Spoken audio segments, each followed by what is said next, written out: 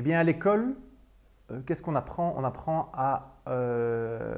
des compétences. On apprend la compétence de mathématiques, de français, de biologie, de chimie, d'histoire, mais on n'apprend pas à comprendre ce qui nous motive profondément.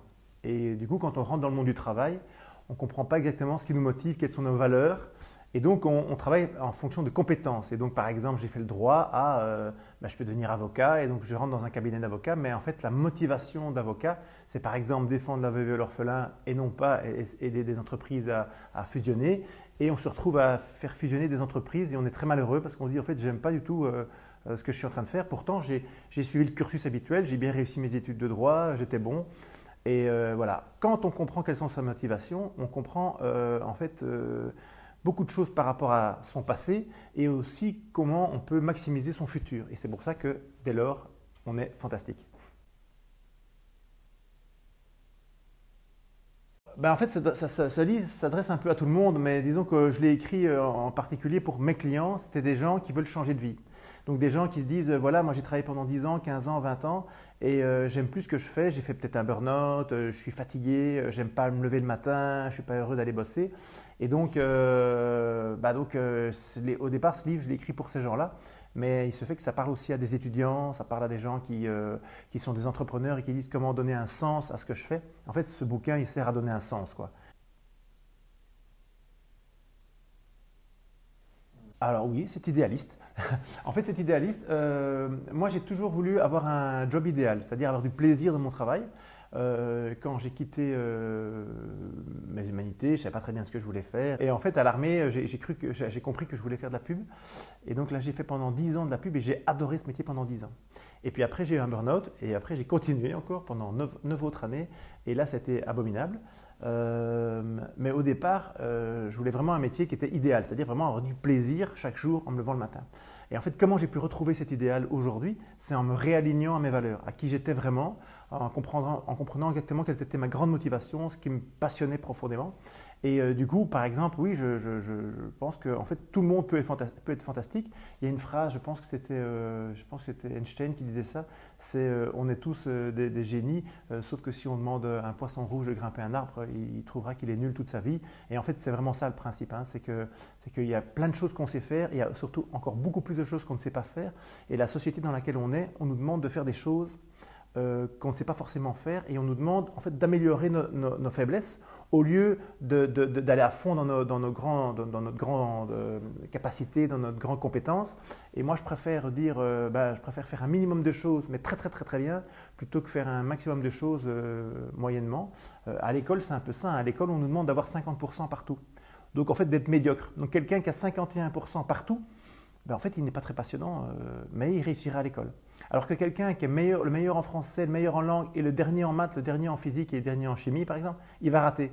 Mais en fait, il ne fera jamais de maths, de chimie et de physique toute sa vie. Donc ça n'a aucun sens. Et donc oui, je pense qu'on est tous fantastiques. Oui, tous.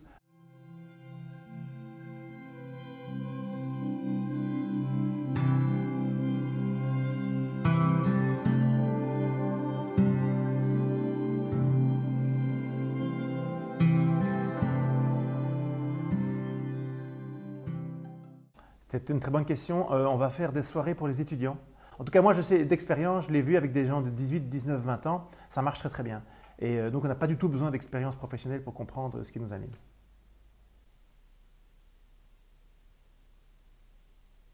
Alors, probablement qu'une des premières personnes qui m'a inspiré dans ma vie, c'était Louis de Funès, parce que dans les valeurs, j'ai l'humour, et qui me faisait bien marrer quand j'étais gosse.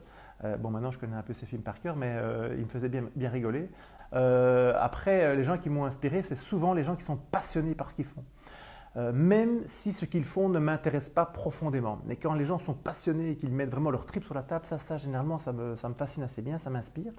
Mais évidemment, si en plus ces gens font quelque chose qui m'intéresse, alors pas forcément dans l'absolu, mais au moment où je les découvre, ils font quelque chose qui m'intéresse. Alors là, ils vont vraiment m'inspirer très très fort. Dans Vous êtes fantastique, je parle de deux personnes, de Simon Sinek, hein, le Britannique qui a fait cette vidéo qui a véritablement changé ma vie, que j'ai découverte il y a 7 ans, où j'explique, je parle du why, etc., etc.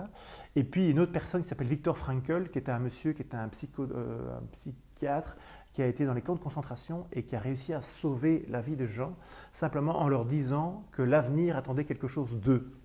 Et en fait, rien qu'en disant, en fait, tu dois rester en vie parce qu'il y a quelque chose qui t'attend de grand derrière et que ces personnes ont réalisé ces choses de grandes après, en fait, ça pousse à rester en vie, ça pousse à être résilient et donc à ne pas mourir de tristesse et de malheur dans les camps de concentration, qui était évidemment une expérience abominable. Et donc ces gens-là m'ont énormément inspiré, mais au quotidien, en fait, j'ai pas mal de clients qui m'inspirent, je veux dire, et je peux même vous dire que plus les clients m'inspirent et plus je suis bon avec eux. Plus ils m'inspirent, plus moi je peux être inspirant en fait. Je vais être un peu cliché, mais ma plus grande réussite, c'est ma femme et mes enfants qui sont derrière moi. C'est ma famille en fait. Je pense que la chose la plus importante sur Terre. Il y a une phrase qu'on attribue à Serge Gainsbourg que j'aime beaucoup, qui est j'ai tout réussi dans ma vie, sauf ma vie. Et en fait, moi, je me suis toujours dit que je ne voulais pas me dire ça à 60, 70 ans. Donc, avant tout, c'est ma femme et mes enfants. On a une famille très soudée et ça, c'est très important pour moi. Mais comme je suis très tourné vers l'avenir, ma plus grande réussite, c'est celle que j'aurai demain.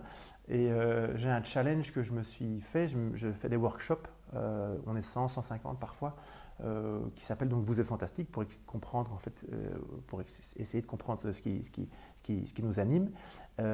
Et ce que je voudrais faire, c'est je voudrais que ces workshops, je voudrais faire ces workshops devant 1000, 2000, 3000, 4000 personnes. Et donc, la phrase que je dis toujours, c'est mon objectif, c'est forêt nationale. Donc, alors, ce n'est pas forcément forêt nationale parce que je ne pense pas que la salle s'y prête et qu'en plus elle est très chère à louer. Mais par exemple, voilà, ma réussite, ce serait d'arriver à ça. Mais le problème, c'est qu'une fois que j'y serai arrivé, je voudrais aller plus loin, aller ailleurs et tout. Donc voilà, ça c'est une... Voilà.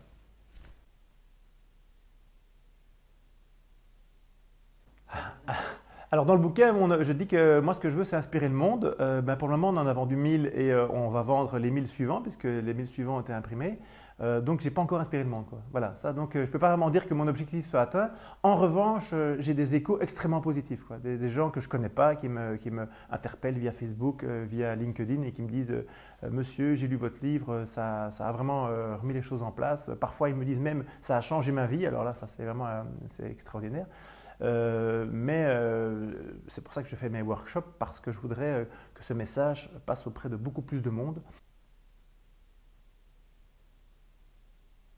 Oui, forêt nationale. Donc, je voudrais faire forêt nationale, sachant que c'est pas demain déjà. En fait, en 2020, on voudrait partir en France, faire des workshops Vous êtes fantastique. Et fin 2020, mon objectif, c'est de le faire au Canada, à Montréal. Et en 2021 ou 2022, peut-être 2021, mais à la fin, là, je voudrais faire des grandes salles, quoi, 1000, 2000, 3000 personnes. Parce que je pense que c'est important de pouvoir vraiment répandre ce message à des tas de gens, transmettre ce message à des tas de gens. Alors en fait, Fred Colantonio, je l'ai rencontré en 2013 quand je donnais une conférence à Objectif.com à Charleroi. Lui aussi donnait une conférence. Et je trouvais que le sujet de sa conférence était assez passionnant et on s'est rendu compte qu'on était assez proche dans la vision, dans notre façon de faire les choses. Et il y a 2 ans, il m'a appelé, il m'a dit on n'irait pas déjeuner ensemble parce que je pense qu'on devrait collaborer. Et pendant ce lunch, il me dit, non, moi je lui dis plutôt, je dis, en fait, je ne sais pas si tu es au courant, mais j'ai écrit un livre, je ne sais pas si je t'ai dit. Ah non, non, envoie-le-moi. Et moi je lui envoie, mais bon, il n'était pas éditeur au départ, c'est-à-dire qu'il s'auto-éditait, mais il n'éditait pas d'autres auteurs, donc je n'imaginais pas du tout qu'il voulait me publier. Et puis en fait, 2 jours après avoir reçu mon PDF, il me dit, écoute, j'adore, je veux le publier, et je veux que tu sois mon premier nouvel auteur, c'est-à-dire en dehors de moi. Et alors, c'est amusant, c'est qu'en fait, on n'a jamais collaboré, à part ça. Donc, il voulait collaborer, on n'a jamais fait. Par contre, ça, on l'a fait. Et donc, oui, c'était vraiment une chouette surprise parce que j'avais beaucoup de respect pour lui. J'ai toujours beaucoup de respect pour lui. Je trouve qu'on a vraiment la même vision. À côté, tout est possible. À côté, on va y aller, on va le faire. Ça ne va pas être facile, mais c'est possible. Et donc, voilà, moi, j'ai ce rapport-là avec Fred.